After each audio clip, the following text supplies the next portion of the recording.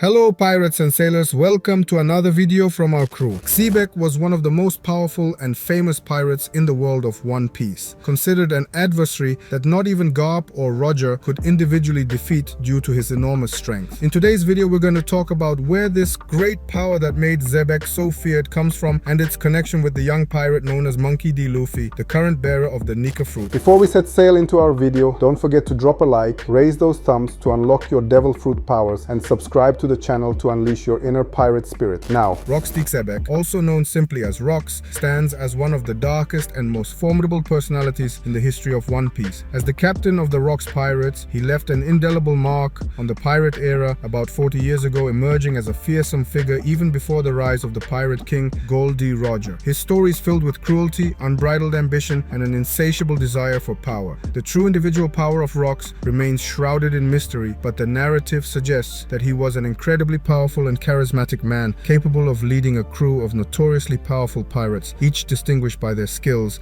and conflicting personalities. While the precise details of his combat abilities are unknown, the reputation of the Rox pirates and the inclusion of members who became as prominent as Whitebeard, Big Mom, and Kaido suggest that Rox was a force to be reckoned with. Rox was known for his ruthless cruelty, attacking indiscriminately and destroying anything in his path to achieve his ambitious goals. His dream was nothing less than to become the king of the world, and he did not hesitate to cause mass destruction to assert his supremacy. His curious nature and inclination to unravel the secrets of Sekai Seifu made him even more dangerous, leading to an extreme reaction from the authorities. The legend of Rox reached its peak when he faced Gold D. Roger and Monkey D. Garp in God Valley. The epic battle that followed required the alliance of two of the greatest names in the pirate era to defeat him. The alliance between Roger and Garp not only witnessed the magnitude of the danger Rox represented, but also solidified Garp's status as the hero of the Navy. Sekai Seifu, fearing the legacy and knowledge that Rox held, erased his existence from history after his defeat. Rox's legacy transcended his death, being remembered as the first and most formidable rival of Gold D. Roger, even more than his own subordinate, Whitebeard. His strength is considered so significant that even Kaido, self-proclaimed strongest creature, included him in a restricted list of notable figures worthy of facing him in battle, alongside legends like Kozuki Oden, Shanks, Newgate,